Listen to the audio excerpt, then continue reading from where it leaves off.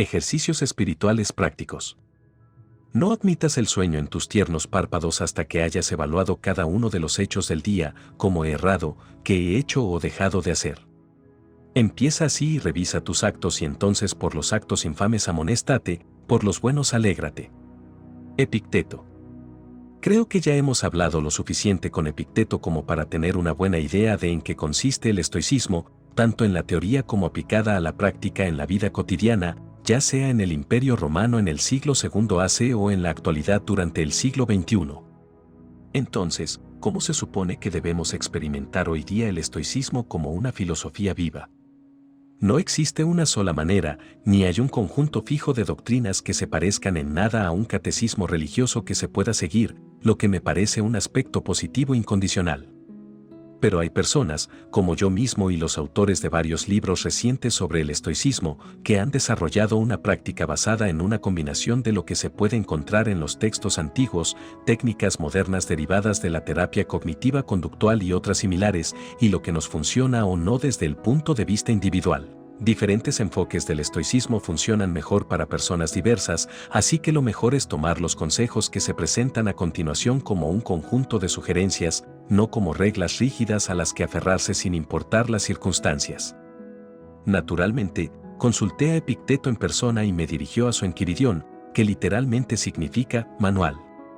Por supuesto, él no escribió el libro, por lo que sabemos, en realidad no escribió nada, el Enquiridión fue recopilado por Arriano de Nicomedia.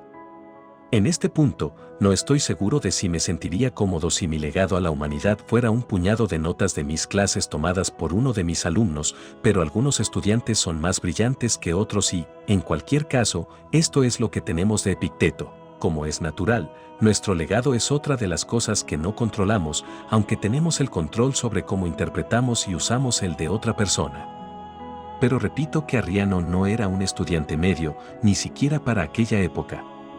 Se convirtió en un historiador muy conocido, un comandante militar y un servidor público del Imperio Romano, siendo elegido cónsul en 130 DC y después prefecto de la provincia de Capadocia.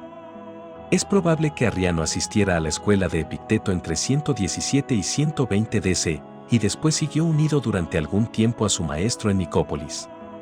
Al final, Arriano se fue a Atenas y después se embarcó en una carrera distinguida, que culminó con su nombramiento como senador por parte del emperador Adriano. Cuando se retiró, Arriano regresó a Atenas, donde se convirtió en arconte o magistrado principal. Parece que no podía quedarse quieto y no hacer nada.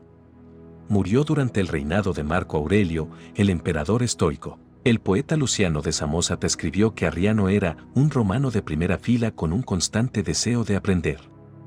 Las notas de mis clases que tomase un alumno de este tipo creo que serían más que aceptables. He repasado el Enquiridión, compilado por Arriano sobre la base de las clases de Epicteto, y he sintetizado 12 ejercicios espirituales o recordatorios estoicos sobre cómo actuar en la vida cotidiana. Creo que la mejor manera de empezar a utilizarlo será poner en la agenda una lista de ellos sin ningún orden en particular. Aquí se presentan simplemente en la secuencia en que aparecen en el Enquiridión. En la actualidad existen muchas apps para los teléfonos inteligentes y otros dispositivos parecidos que le permitirán hacer esto con facilidad.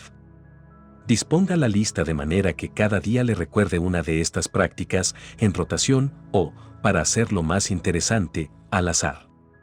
Relea cada día en numerosas ocasiones las palabras de Epicteto, siempre que tenga un minuto, y concéntrese en poner en práctica ese día una parte específica del consejo. El primer objetivo es ser consciente de la manera estoica de pensar y, lo más importante, de actuar. Al final, los ejercicios deberían convertirse en una segunda naturaleza por lo que no necesitará recordatorios, aunque siguen apareciendo en mi agenda, por si acaso, y será capaz de practicarlos espontáneamente, aplicándolos a todos los grandes y pequeños acontecimientos y situaciones de su vida. Como es natural, los ejercicios que siguen tienen más sentido cuando se comprenden a través de la óptica de la filosofía estoica. Así que antes de analizar los ejercicios, permítame que recapitule algunos de los principios fundamentales del estoicismo que hemos aprendido a lo largo del libro. Nos hemos encontrado con varias ideas estoicas durante nuestras conversaciones con Epicteto, empezando de manera fundamental con las tres disciplinas estoicas, deseo, acción y aprobación, y su relación con las tres áreas de estudio, física, ética y lógica, que hemos analizado en la introducción. Este puede ser un buen momento para volver a ese análisis y refrescar su comprensión de estas disciplinas y campos de estudio. Las disciplinas han sido la columna lógica de toda la secuencia de capítulos en este libro. Condensada hasta lo esencial, para obtener el mayor beneficio de estos ejercicios espirituales, los principios estoicos son los siguientes. 1. La virtud es el mayor bien y todo lo demás es indiferente. Los estoicos obtuvieron la primera parte de Sócrates, que planteó que la virtud es el mayor bien porque es la única cosa que tiene valor en todas las circunstancias y que nos ayuda a usar adecuadamente cosas como la salud, la riqueza y la educación. Todo lo demás resulta indiferente en el sentido específicamente estoico de que la virtud no se puede cambiar por nada. El estoico puede perseguir los indiferentes preferidos e intentar mantenerse alejado de los dispreferidos, siempre que ello no afecte a la virtud. En la teoría económica moderna, este popular enfoque se conoce como sistema de preferencias lexicográficas. Para ilustrarlo, usted tiene una preferencia lexicográfica si no aceptaría cambiar a su hija por un Lamborghini, sin importar cuánto le gustaría tener un Lamborghini. 2. Siga a la naturaleza. Es decir, aplique la razón a la vida social. Los estoicos creían que podríamos tener un indicio de cómo funciona el universo si supiéramos cómo vivir nuestra vida. Como los seres humanos son por naturaleza animales sociales capaces de razonar, se deduce que deberíamos aplicar la razón para conseguir una sociedad mejor. 3. Dicotomía del control. Algunas cosas están bajo nuestro control y otras no lo están, aunque podamos influir en ellas. Si estamos lo suficientemente sanos desde el punto de vista mental, nuestras decisiones y comportamientos están bajo nuestro control. Todo lo demás está fuera de nuestro control. Deberíamos preocuparnos de lo que está bajo nuestro control y tratar todo lo demás con ecuanimidad. Además, mientras practica los ejercicios propuestos aquí, recuerde que se supone que le ayudarán a mejorar su dominio de las 4 virtudes estoicas, sabiduría, que a navegar por situaciones complejas de la mejor manera posible. Valor, hacer lo correcto, tanto física como moralmente, en cualquier circunstancia. Justicia, tratar a todos los seres humanos, sin importar su situación en la vida, con justicia y amabilidad. Templanza, ejercer la moderación y el autocontrol en todas las esferas de la vida. Ahora que hemos revisado los principios básicos que fundamentan el sistema estoico, estamos mejor equipados para examinar y poner en práctica los 12 ejercicios que he extraído del Enquiridión de Epicteto, bueno, en realidad de Arriano. 1. Examinar nuestras impresiones. Convierte en una práctica el hecho de decirle a cada impresión fuerte, solo eres una impresión, no la fuente de la impresión. Entonces comprueba y evalúa con tus criterios, pero principalmente con uno. Pregunta, ¿esto es algo que está o no bajo mi control? Si no es una de las cosas que controlas y estás preparado con la reacción, entonces esto no es de mi incumbencia. Esta es la dicotomía clásica del control con la que empezamos el libro. Epicteto nos exhorta a practicar lo que posiblemente es la más importante de sus doctrinas, examinar constantemente nuestras impresiones, es decir, nuestras reacciones iniciales ante acontecimientos, personas y lo que nos dicen, dando un paso atrás para dejar espacio al análisis racional, evitando reacciones emocionales rápidas y preguntándonos si lo que nos encontramos está bajo nuestro control, en cuyo caso deberíamos actuar sobre ello, o no, en cuyo caso deberíamos considerar que no es de nuestra incumbencia. Por ejemplo, unos días antes de escribir esto sufrí una intoxicación alimentaria por pescado en mal estado y experimenté unas 48 horas bastante malas durante las cuales casi no pude hacer nada interesante y mucho menos trabajar y escribir. Habitualmente, esto es algo malo, una experiencia de la que casi todos estamos inclinados a quejarnos y a buscar que nos compadezcan. Sin embargo, la bioquímica de mi cuerpo y un agente potencialmente patógeno desde luego no están bajo mi control, aunque tomar la decisión de comer pescado en un restaurante concreto sí que lo estaba. Así que no tenía sentido que me quejase por estar enfermo a raíz de una intoxicación alimentaria porque no podía cambiar lo que ya había ocurrido. Y aunque desde luego es humano buscar que nos compadezcan, incluso esta respuesta, desde una perspectiva estoica, es una imposición a los demás para sentirnos mejor, en una situación en la que, además, los otros no pueden hacer mucho más que compadecerse de nosotros. Para un estoico es perfectamente aceptable simpatizar con los demás, pero parece un poco egocéntrico exigir la simpatía de los demás cuando estamos enfermos. Por eso actué de acuerdo con las palabras de Epicteto, acepté lo que había ocurrido como un hecho biológico, tomé las precauciones médicas que parecían adecuadas, tomé algunos probióticos y después ajusté mi actitud mental a mi situación. No podía trabajar ni escribir. Bueno, entonces ni siquiera iba a intentarlo ya que había otras cosas que podía hacer, y en cualquier caso, lo más probable era que me recuperase con rapidez, de manera que iba a tener mucho tiempo para trabajar y escribir. Un último comentario, con frecuencia no se entiende bien la parte de no es de mi incumbencia. La idea no es que no debamos preocuparnos por lo que nos ocurre. Durante mi brote de intoxicación alimentaria, por ejemplo, recordé a la fuerza que la salud es para los estoicos un indiferente preferido, algo que es bueno tener siempre que no comprometa nuestra integridad y nuestra virtud. Pero si realmente no hay nada que se pueda hacer en relación con una situación determinada, entonces no deberíamos seguir preocupándonos por ella, deberíamos dejar de intentar hacer algo acerca de la situación, precisamente porque está fuera de nuestro control. Larry Becker llama a esto el axioma de la futilidad, que expresa en términos bastante tajantes, a los agentes se les pide no emprender ningún intento directo para hacer o ser algo que es imposible desde el punto de vista lógico, teórico o práctico. Sabias palabras, según mi parecer. 2. Recordar la fugacidad de las cosas. En el caso de las cosas particulares que te gustan o te benefician o a las que has cogido cariño, recuerda lo que son. Empieza con cosas de poco valor. Si te gusta la porcelana, por ejemplo, di, me gusta una pieza de porcelana. Cuando se rompa, no te sentirás desconcertado. Cuando le des un beso a tu esposa o hijo, repite, estoy besando a un mortal. Así no te sentirás tan desconsolado cuanto te los arrebaten. Este pasaje tan famoso del Enquiridión conmociona a los alumnos cuando lo oyen por primera vez. Se trata de uno de los trozos más malinterpretados de la sabiduría estoica, a veces incluso conscientemente. Por eso es muy importante que lo comprendamos adecuadamente.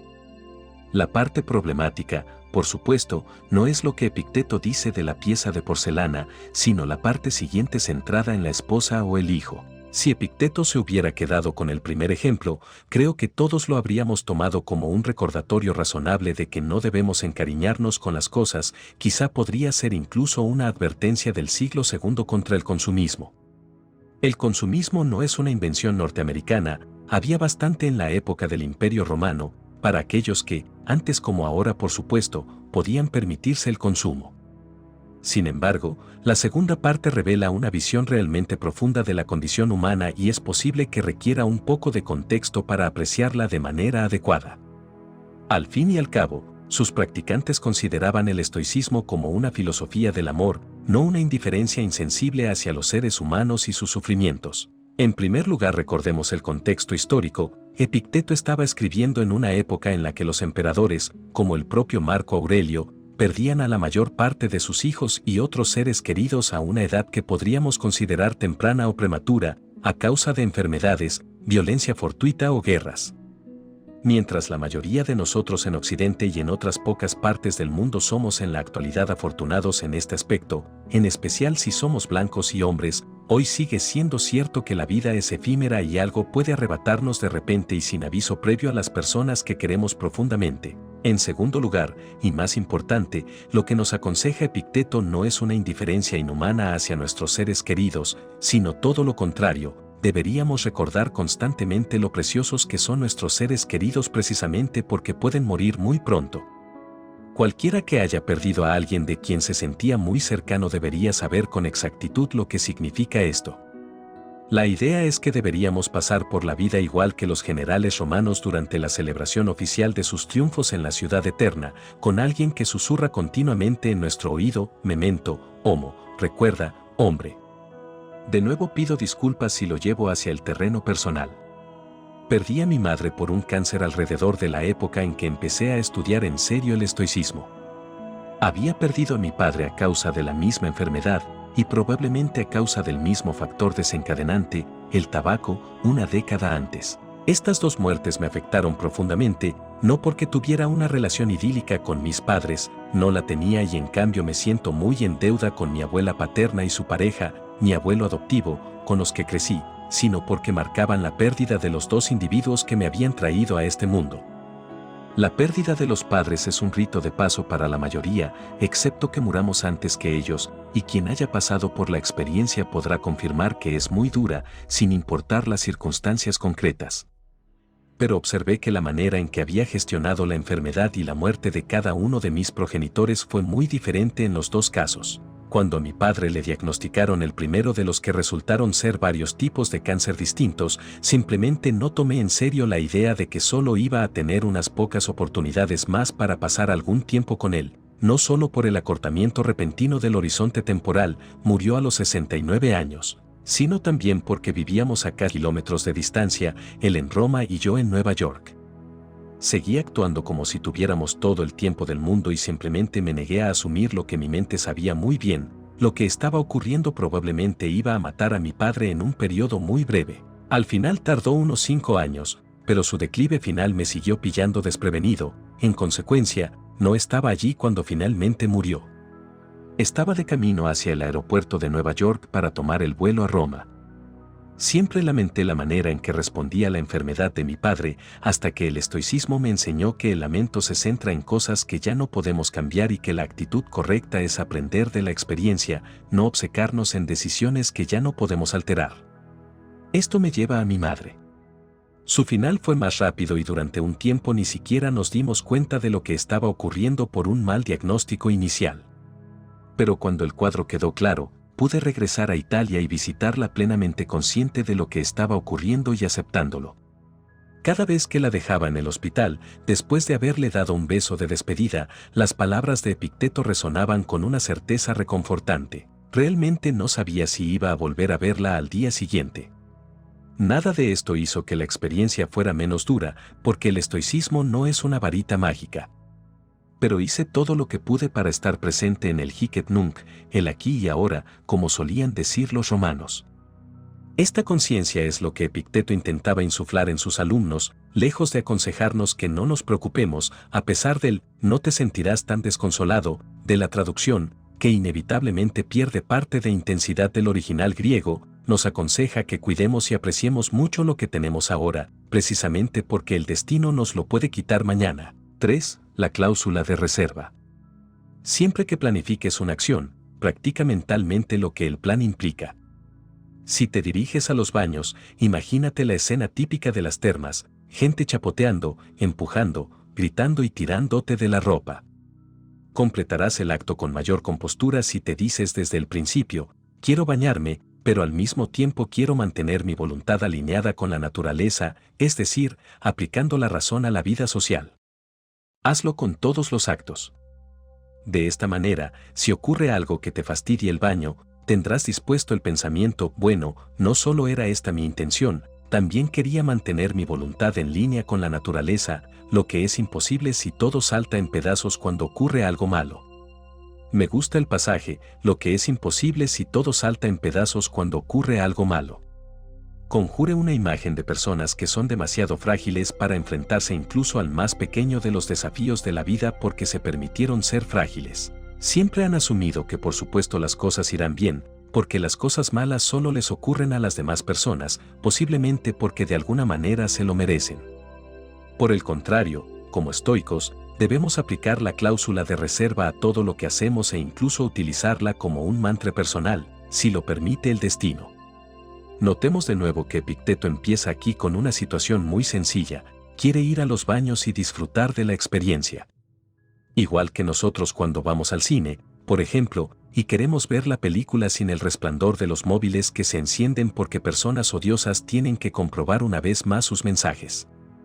Aquí también hablo desde la experiencia personal. Por supuesto, en realidad me enfadaba muchísimo cuando ocurría esto y de vez en cuando me enfrentaba al ofensor en una discusión en voz alta que, como era de prever, no conducía a ninguna parte. En la actualidad reacciono desplegando dos de las técnicas estoicas que hemos visto hasta ahora. En primer lugar, por supuesto, pienso en la dicotomía del control. Ir al cine está bajo mi control, al fin y al cabo. Podría ver otra película en casa o hacer algo completamente diferente, y también lo está mi reacción ante el comportamiento de otras personas. Y aunque esto último desde luego no está bajo mi control, puedo influir en ellas, explicando educadamente al otro espectador por qué lo que está haciendo es desconsiderado, o yendo a la dirección del cine para, también con calma y educación, quejarme de la situación porque es su responsabilidad garantizar que los clientes que pagan tengan una experiencia placentera mientras frecuentan su establecimiento. La segunda técnica consiste en desplegar la cláusula de reserva, bien entendida. Una vez más, Epicteto no nos aconseja aceptar pasivamente la rudeza de otras personas, sino que más bien nos recuerda que debemos partir con una meta concreta en la cabeza aunque los acontecimientos pueden desarrollarse de una manera que no deseamos. Siendo este el caso, nuestras opciones son sentirnos tristes, de manera que empeoremos voluntariamente nuestra situación, o recordar nuestra meta principal, ser una persona decente que no hace nada que no sea virtuoso o que pueda comprometer la propia integridad, como comportarse de manera repulsiva en reacción al comportamiento repulsivo de otra persona. Existe una bonita analogía en la tradición estoica que explica este tema. Se atribuye a Crisipo, la tercera cabeza de la Stoue de Atenas original, y supuestamente se reproducía en uno de los volúmenes perdidos de las disertaciones de Epicteto. Imaginemos un perro que está atado a un carro. El carro empieza a avanzar en la dirección que quiere el cochero, pero desde luego no en la que quiere el perro. Ahora bien, la correa es lo bastante larga como para que el perro tenga dos opciones: puede seguir con cautela la dirección que tome el carro, sobre la que no tiene ningún control, y de esta manera puede disfrutar del viaje e incluso tendrá tiempo para explorar los alrededores y ocuparse de algunos de sus asuntos. O puede resistirse obstinadamente al carro con todas sus fuerzas y acabar arrastrado, golpeado y gañendo durante el resto del viaje, acumulando mucho dolor y frustración, y perdiendo el tiempo en un esfuerzo inútil y decididamente desagradable. Los humanos somos, por supuesto, el perro. El universo sigue girando de acuerdo con la voluntad de Dios, si uno tiene inclinaciones religiosas, o con la sucesión de causas y efectos cósmicos, si nuestros gustos son más seculares. Pero tenemos cierto espacio de maniobra, mientras uno está vivo y bien, y puede elegir si disfruta del viaje, aunque siga siendo consciente de las limitaciones que tiene y sabe que lo que quiera hacer siempre lleva consigo una gran advertencia, si el destino, el cochero, Dios, el universo, lo permite. Esto es lo que significa hacer cualquier cosa mientras te mantienes en línea con la naturaleza.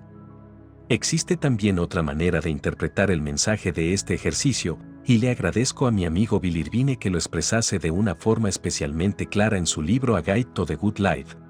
Supongamos que estamos jugando un partido de tenis o, mucho más importante, nos están proponiendo para una promoción en el trabajo.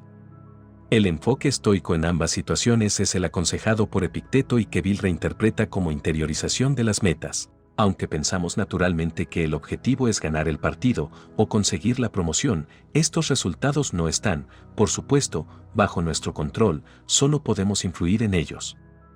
Así que debemos plantear como objetivo algo que esté realmente en nuestro poder y que ni siquiera el destino nos pueda robar: jugar el mejor partido que podamos, sin importar el resultado, o recopilar el mejor dossier de promoción posible antes de que se tome la decisión. Ahora ya no debería ser necesario añadir la advertencia habitual, pero repetita iuvant, la repetición ayuda. Como decían los romanos, la idea no es aceptar pasivamente la derrota en el partido de tenis, o quizá asumir la injusticia de no conseguir la promoción que tanto nos merecemos.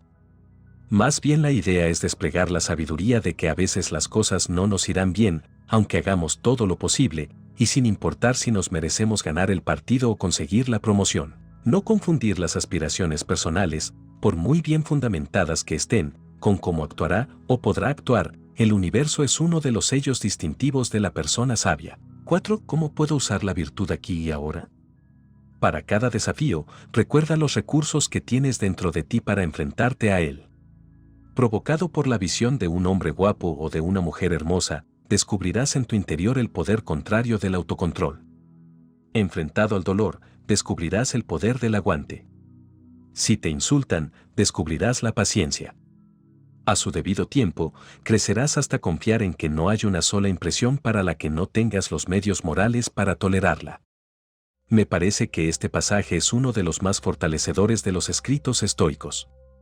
Epicteto, un antiguo esclavo, cojo a causa de una pierna rota, nos dice que utilicemos cada una de las ocasiones, todo desafío, como una manera de ejercer la virtud, de convertirnos en un ser humano mejor mediante su aplicación constante. Notemos cómo empareja cada tentación o dificultad con una virtud que se puede practicar, desplegando el concepto estoico de que cada desafío en la vida es una oportunidad perfecta para mejorar la autosuperación. Cuando vea a una persona atractiva que pasa a su lado, no hará planes para llevarse a esa persona a la cama, excepto que se dé la circunstancia de que ambos estén libres de otras relaciones y satisfacer sus deseos no causará dolor o sufrimiento a otros. Por el contrario, recurrirá a su autocontrol y se concentrará en cómo puede alterar su mentalidad para finalmente no sentir la tentación.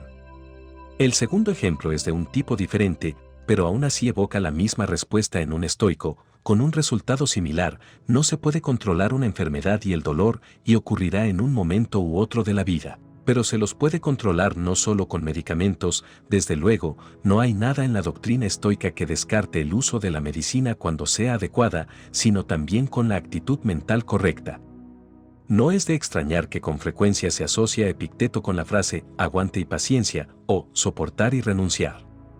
Pero debemos recordar que el objetivo no es vivir una vida desgraciada y gris. Al contrario, se trata de alcanzar lo que los estoicos llaman apatheia, que, a pesar del eco obvio y poco atractivo que despierta, hemos visto que significa tranquilidad mental y también ecuanimidad hacia todo lo que la vida nos ponga en el camino. Aquí quizá ayude de nuevo una anécdota personal. No hace demasiado tiempo estaba solo en casa y me preparaba la cena, ocupado en cortar cebolla para el sofrito de un buen plato de pasta. Desgraciadamente, el cuchillo estaba poco afilado, resbaló y me corté el dedo anular izquierdo, un corte profundo, tanto que tuve que aguantarlo para que no se desprendiese. En el momento de escribir estas líneas, más de un año después, aún no he recuperado por completo la sensibilidad en ese dedo. Recuerdo con claridad que de una manera automática adopté una actitud que probablemente no habría tenido unos años antes. Miré lo que había hecho, tomé la precaución obvia de sostener el dedo parcialmente seccionado con la otra mano, y entonces decidí rápidamente que no iba a ser una buena idea limpiar la sangre y que debería sencillamente salir y caminar hasta las urgencias médicas más cercanas para dejar que se ocupasen de mi dedo lo mejor que pudieran. De camino seguí centrado en la premeditatio malorum, prever las cosas malas, que era lo peor que podía ocurrir y cómo podría soportarlo. No soy médico, pero por lo que sabía, el peor escenario posible podría implicar mucho dolor, la pérdida de un poco de sangre y posiblemente la pérdida definitiva de una parte del dedo. Bueno, eso no era demasiado malo, ¿verdad?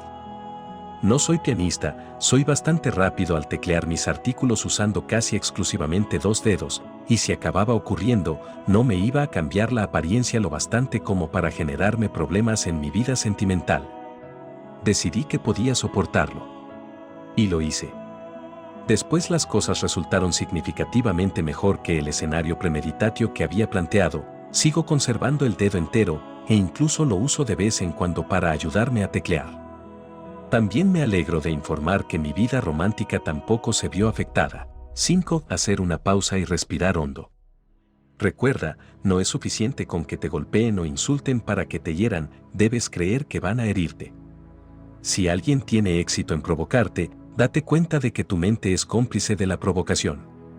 Esa es la razón por la que resulta esencial que no respondamos impulsivamente a las impresiones. Tómate un momento antes de reaccionar y descubrirás que es más fácil mantener el control.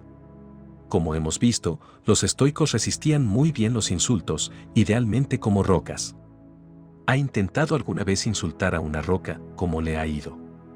Los que se dejaron llevar por esta inclinación también respondieron con sentido del humor. No obstante, aquí la cuestión radica en practicar el paso crucial que nos permite examinar nuestras impresiones de una manera más racional, sin importar si son negativas, como los insultos, o positivas, como las sensaciones de placer. Debemos resistir el impulso de reaccionar inmediata e instintivamente a situaciones problemáticas en potencia. En cambio, debemos hacer una pausa, respirar hondo, quizás salir a dar una vuelta a la manzana, y solo entonces considerar el tema de la manera más desapasionada, en el sentido de ecuánime, no con desinterés, posible. Este es un consejo sencillo pero muy difícil de aplicar. También es muy importante. En cuanto empiece a practicar en serio este ejercicio, verá grandes mejoras en la manera en que se enfrenta a las cosas y recibirá reacciones positivas de todos aquellos que también perciban dichas mejoras. En este punto ni siquiera puedo contar el número de ocasiones en las que hacer lo que dice Epicteto ha salvado una situación en mi vida y ha mejorado mi estado de ánimo. ¿Conoce el famoso eslogan comercial de Nike, "Just do it"? Solo hazlo. Pues no, los estoicos no están de acuerdo. Si es importante, en realidad debería parar y pensarlo antes de decidir si lo va a hacer. Imagine cuánto dolor habría dejado de infligir a los demás, cuántas dificultades o situaciones embarazosas habría evitado, y en general hasta qué punto se habría sentido más confiado y positivo si hubiera empezado a hacerlo hace unos años. Como dice nuestro amigo Epicteto, la próxima vez que te encuentres algo problemático o placentero o glorioso o nefasto, recuerda que ha llegado la hora de luchar, la competición olímpica está aquí y no puedes posponerla, y que un día y una acción determinan si el progreso que has logrado se pierde o se mantiene. Los Juegos Olímpicos de la vida ya han empezado y aunque no haya participado antes, el momento de unirse a ellos es ahora, no mañana. 6. Alterizar. Podemos familiarizarnos con la voluntad de la naturaleza al recordar nuestras experiencias comunes. Cuando un amigo rompe un vaso, decimos rápidamente, "Oh, mala suerte". Entonces resulta razonable que cuando se rompe uno de tus vasos lo aceptes con el mismo espíritu paciente. Pasando a asuntos más serios, cuando muere la esposa o el hijo de alguien, todos decimos rutinariamente, "Bueno, eso forma parte de la vida". Pero si está implicado alguien de nuestra familia, entonces pasamos al "pobre, pobre de mí". Haríamos mejor en recordar cómo reaccionamos cuando una pérdida similar afligió a los demás. Este ejercicio resulta fascinante. Epicteto nos recuerda aquí la visión diferenciada que tenemos de un acontecimiento cuando ha afectado a otras personas y cuando el mismo hecho nos afecta a nosotros. Naturalmente, es mucho más fácil mantener la ecuanimidad, que, lo vuelvo a repetir, no se debe confundir con la impasividad emocional, cuando pequeños inconvenientes o incluso desastres les ocurren a los demás y no a nosotros. Pero en realidad, ¿por qué? ¿Qué nos hace pensar que somos los preferidos especiales del universo o que deberíamos serlo? Por supuesto, incluso cuando conseguimos ser conscientes e interiorizar, lo que es mucho más difícil, que somos como todos los demás en el planeta y que deberíamos tener la misma actitud ante un acontecimiento cuando le ocurre a los demás y cuando nos ocurre a nosotros. Podemos dar la vuelta al argumento de los estoicos y decir que lo correcto es sentir por el infortunio de todo el mundo el mismo nivel de dolor y empatía que sentimos por el propio. El estoico tiene dos respuestas para este argumento, una basada en las pruebas empíricas y la otra en un razonamiento derivado de los principios filosóficos. El hecho empírico es que los seres humanos son simplemente incapaces, desde el punto de vista psicológico, de tanta empatía. Sentir en realidad la misma pena y desconsuelo por cada vida perdida en el planeta Tierra como el que sentimos normalmente cuando muere un ser querido es, dicho con sencillez, inhumano. El argumento filosófico es que estamos más cerca de la verdad, aunque no estemos totalmente en lo cierto, cuando decimos a las otras personas, "Lo siento mucho, pero es ley de vida", que cuando nos decimos a nosotros mismos, "Pobre de mí, pobre de mí". Los accidentes, las heridas, las enfermedades y la muerte son inevitables y, aunque resulta comprensible que nos hagan sentir desconsolados, presumiblemente en proporción a su gravedad, romper un vaso no es lo mismo que perder a una esposa. Podemos consolarnos sabiendo que se trata del orden normal de las cosas. El universo no nos persigue, o al menos no persigue a nadie en particular. Ambas interpretaciones del ejercicio de la alteridad me han resultado útiles en varias experiencias recientes. A veces suelo desestimar los sentimientos de personas cercanas porque me parece que están sobrereaccionando ante las cosas que les ocurren. Pero Epicteto me recuerda que suelo sentir de manera diferente cuando hechos similares, como el comentario mordaz de un amigo o un colega, me ocurren a mí.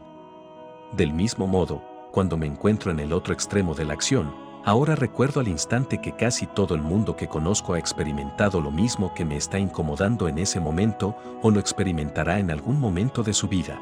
La costumbre constante de ajustar mis reacciones ante las desgracias de los demás y colocar mis problemas en contexto al recordar que son iguales que los del resto de la humanidad me está ayudando, según creo, a ver las cosas con una ecuanimidad de la que carecía antes de interesarme por el estoicismo. 7. Hablar poco y bien.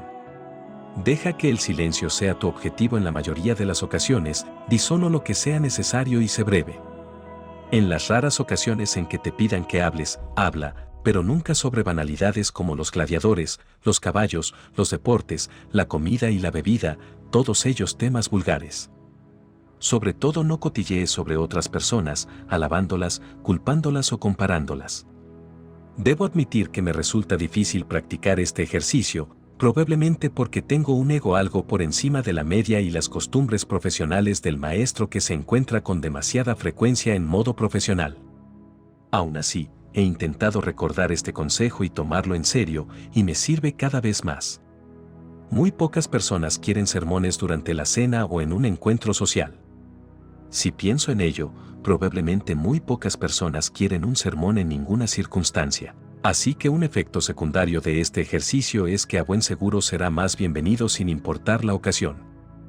Si la miramos más de cerca, la lista de Epicteto de las cosas sobre las que no hay que hablar resulta reveladora en sí misma y por sí misma. Es posible que en la actualidad no hablemos demasiado sobre los gladiadores, pero hablamos sobre las estrellas del deporte, el cine y la música, y otras celebridades que, como explica certeramente una canción del musical Chicago, significa ser famoso por ser famoso.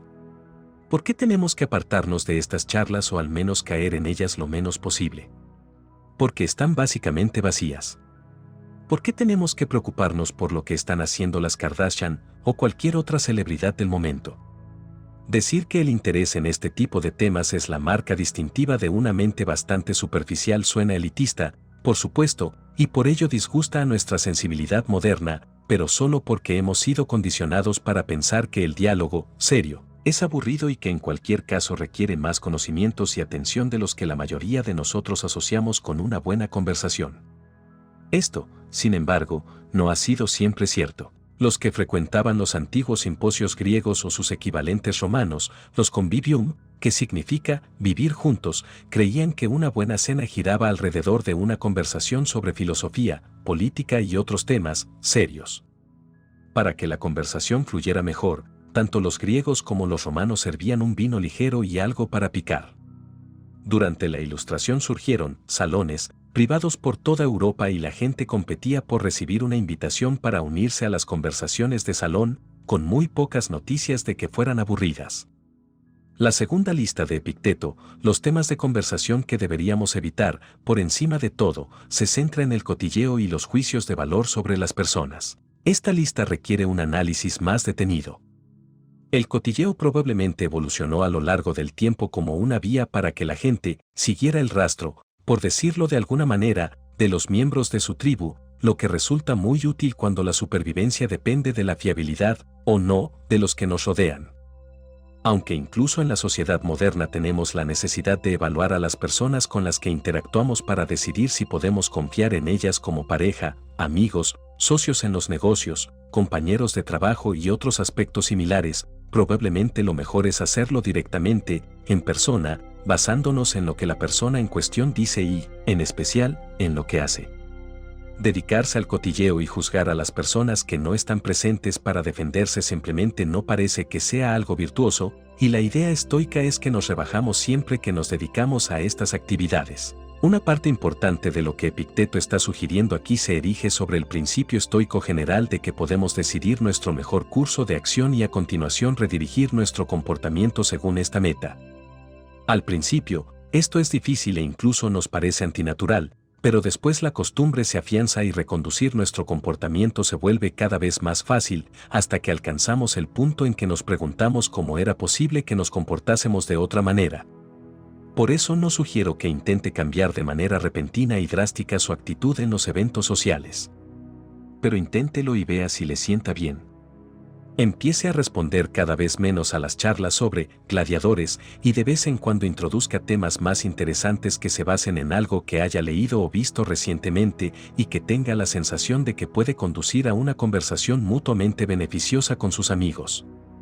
Mire qué ocurre. Me sigue sorprendiendo que ahora disfruto mucho más de las cenas. 8. Elegir bien la compañía. Evita fraternizar con no filósofos. Pero si tienes que hacerlo, ten cuidado de no bajar a su nivel, porque, sabes, si un compañero es sucio, sus amigos no pueden evitar ensuciarse un poco, sin importar lo limpios que estaban al principio. Me río cada vez que lo leo porque se trata de otro ejemplo de franqueza estoica, por decirlo con suavidad, lo normal es que escandalice la sensibilidad moderna, pero aún así, cuanto más reflexiono sobre ello, más me convenzo de que la sensibilidad moderna podría beneficiarse de algún escándalo ocasional. Es más, para nuestros oídos, este tipo de advertencias suenan, una vez más, insufriblemente elitistas, pero solo un momento de reflexión revela que no lo son.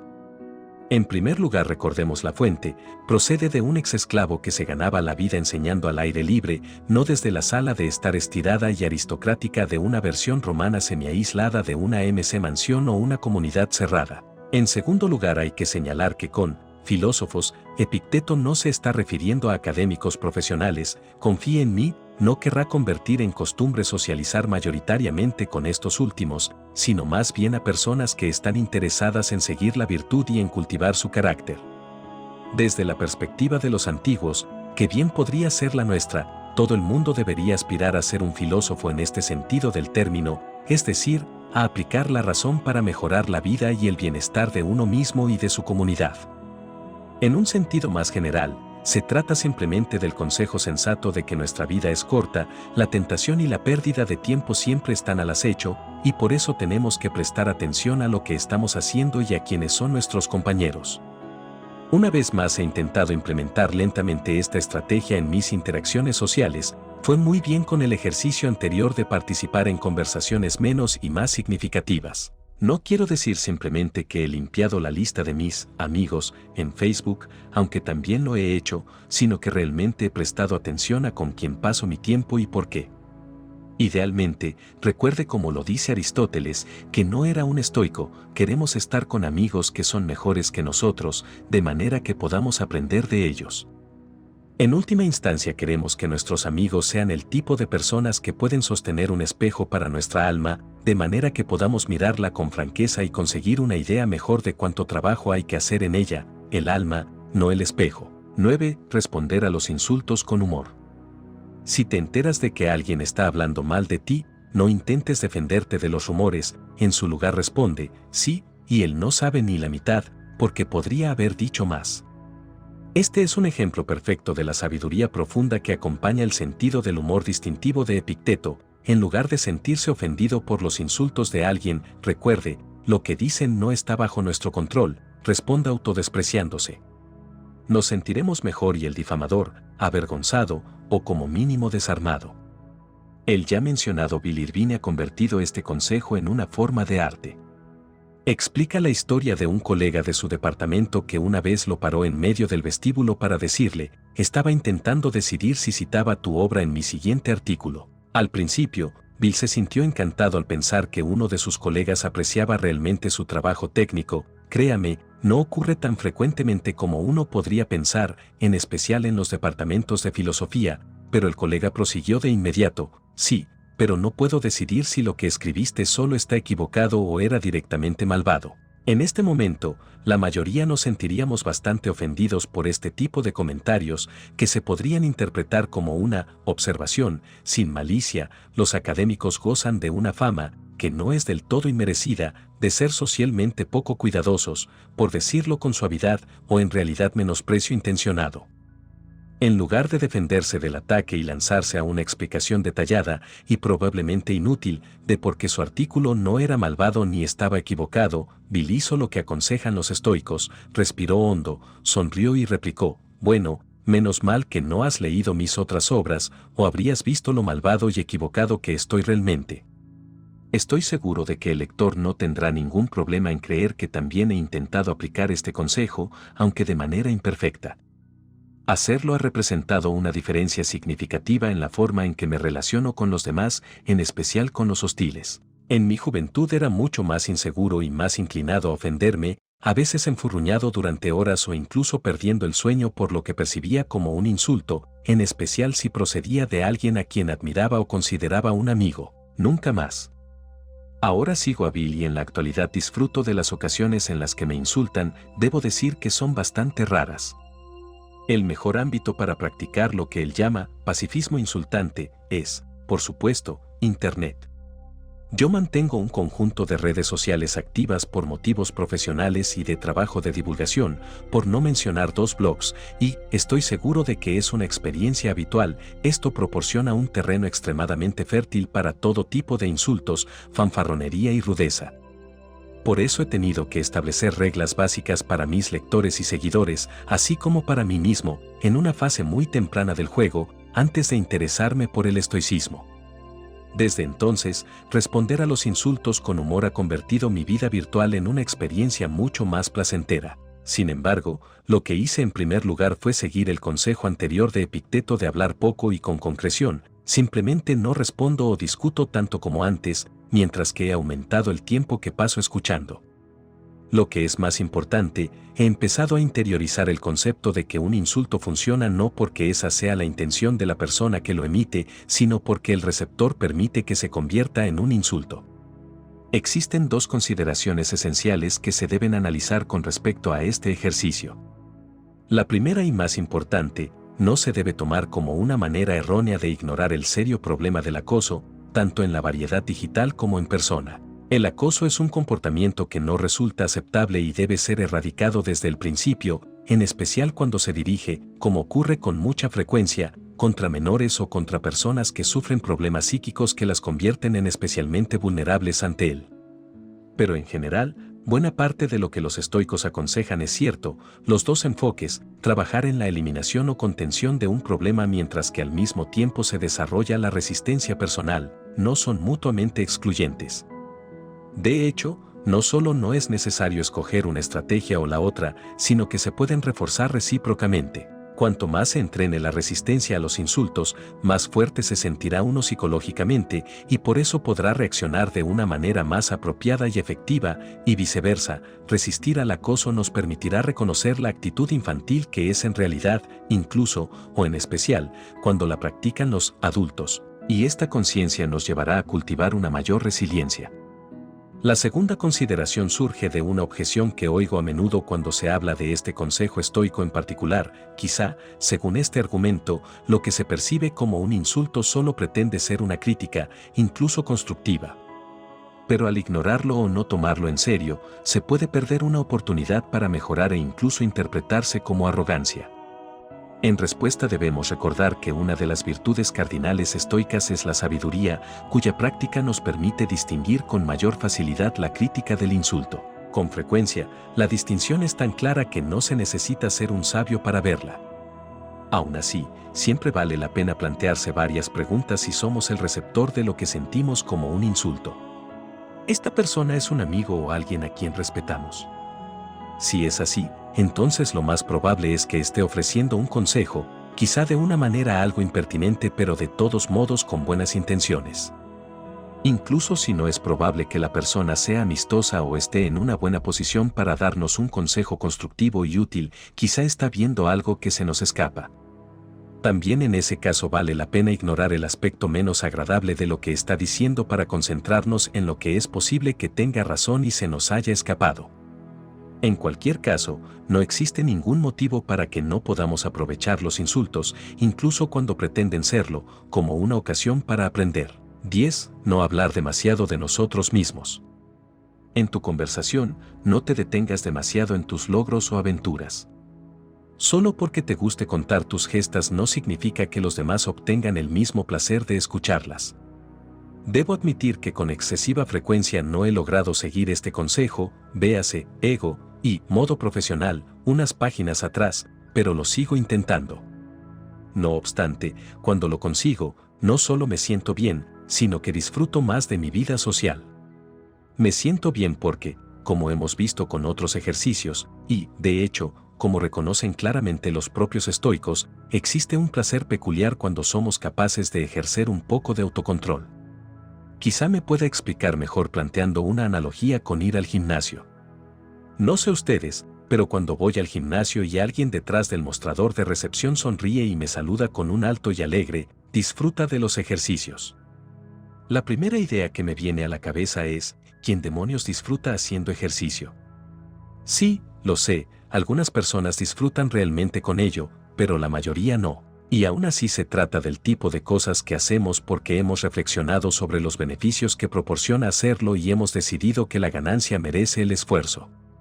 Pero también se da el caso de que una vez que hemos llegado al final de los ejercicios y nos dirigimos a la ducha, sentimos un tipo peculiar de satisfacción, no solo de los beneficios psicológicos del ejercicio, sino también porque somos capaces de darnos unas palmaditas en la espalda y decir, ha sido duro, no lo queríamos hacer, pero lo hemos hecho.